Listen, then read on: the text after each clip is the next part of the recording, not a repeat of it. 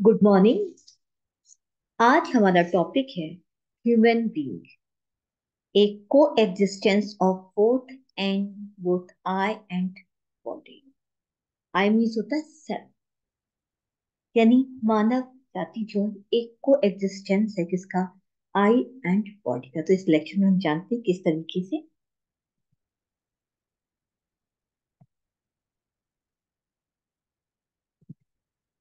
सबसे पहले जानते हैं कि ह्यूमन बीइंग का मतलब क्या होता है। Human being is more than just a body. मानव जो है एक बॉडी से कहीं अधिक है। बॉडी जिसे हम शरीर बोलते हैं। ही इज ए को existence of both the self. Self का मतलब होता है आई और जीवन, एंड द बॉडी। तो मनुष्य दोनों ही चीजों से बना है, जिसमें आई यानी जीवन, जीवन भी आता है, और बॉडी और शरीर भी आता है, यानी आत्मा भी और शरीर दोनों से ही मिलकर बना है मानव। There is an exchange of information between the two. और दोनों ही में, आई यानी जो सेल्फ है और जो बॉडी है, दोनों ही में ही इंफॉर्मेशन की अदला बदली होती है, एक एक्सचेंज होता है इंफॉर्मेशन का उनके बीच में। Our body act according to the suggestion given by our जीव।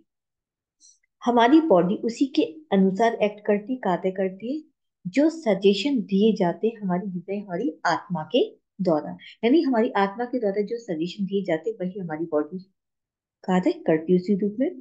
All the human feelings of happiness, sorrow, pain, excitement etcetera are all experience by I and not the body. यानी मानव जीवन की जितनी भी भावनाएं होती है, चाहे वो खुशियों की हो, दुख की हो, दर्द की हो, उत्तेजना की हो, उन सभी का अनुभव आई के द्वारा यानी सेल्फ यानी आत्मा के द्वारा किया जाता है, ना कि बॉडी के द्वारा। आई यानी self and the body. Body having physical facilities ensure the fulfilment of the needs of the body.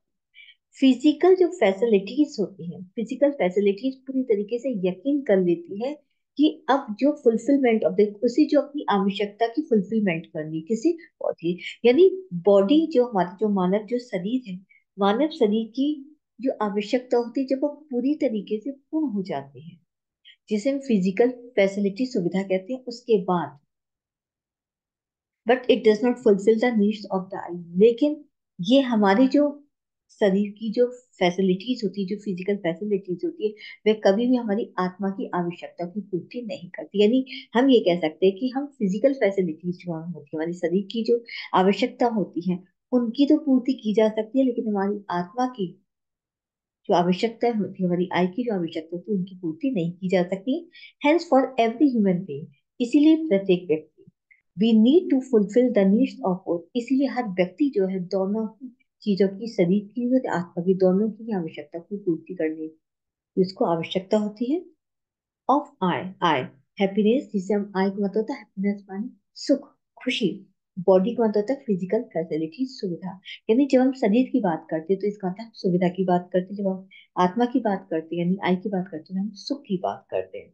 One of these can not replace the other. हम एक इन दोनों ही चीजों को एक दूसरे के साथ रिप्लेस नहीं कर सकते। अगर हम सोचें कि कोई बात नहीं, कि बॉडी की फिजिकल सुविधा अगर नहीं मिलेगी तो हम आई के जरिए खुश हो सकते नहीं। दोनों ही चीजों हमारे लिए जरूरी होती है, क्योंकि मानव जीवन दोनों ही से ही मिलकर बनता है। इसीलिए कहा जाता है को existence of both I and body. Categories, all human activities can be put under three categories.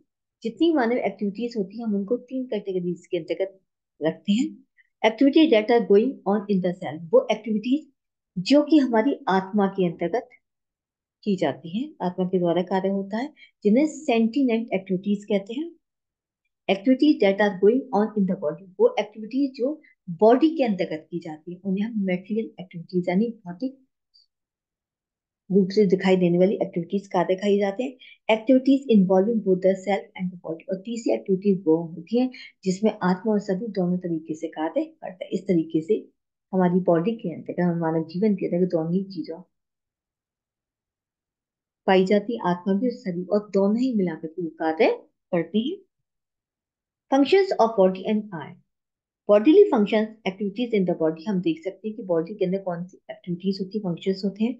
The body is a set of self organise activity. जो हमारा जो शरीर है वो एक स्वतः ही और संगठित एक्टिविटीज एक सेट माना जाता है that अगर विद माई कंसेंट, जो हमारी कंसेंट, हमारी एग्रीमेंट, हमारी सहमति के साथ होता है, but without my I participation, यानी जब हम शरीर के द्वारा एक्टिविटीज करते तो उसके अंतर्गत हमारी आत्मा का पार्टिसिपेशन नहीं होता, बल्कि वो हमारी एक स्वीकृति होती है, हमारी बॉडी की एक स्वीकृति होती है। The functions like breathing, digestion, organ function, जैसे कहते हैं आपकी सांस लेना है, डाइजेस्ट करना हो तो ऑर्गन फंक्शंस होते हैं हमारे। However, some of these activities can be stopped by me. हालांकि ये इन एक्टिविटीज को आई के द्वारा यानी सेल्फ के द्वारा, जो आत्मा के द्वारा समाप्त किया जा सकता है। इफ आई वांट, अगर हमारी आत्मा चाहे तो इनके द्वारा समाप्त किया जा सकता है, जैसे कि ब्रीथिंग यानी सांस लेना। सांस लेने वाली क्रिया हमारी आत्मा के द्वारा गाइड भी हो सकती है। यानी अगर हमारी आत्मा से सांस लेना बंद हो जाए तो हमारी फिजिकल एक्टिविटीज भी बंद हो सकती है। तो इस तरीके से जो हमारी बॉडी के अंदर जितने फंक्शंस होते हैं वो कहीं ना कहीं हमारी आई के द्वारा स्वचालित किए जाते हैं, कहीं ना कहीं उनसे द्वारा वो कनेक्ट हो। तो इस तरीके से देखा कि इस लेक्चर पे हमने देखा कि मानव जाति जो ह्यूमन बींग है वो एक प्रकार का को एग्जिस्टेंस होता है बॉडी एंड आत्मा का।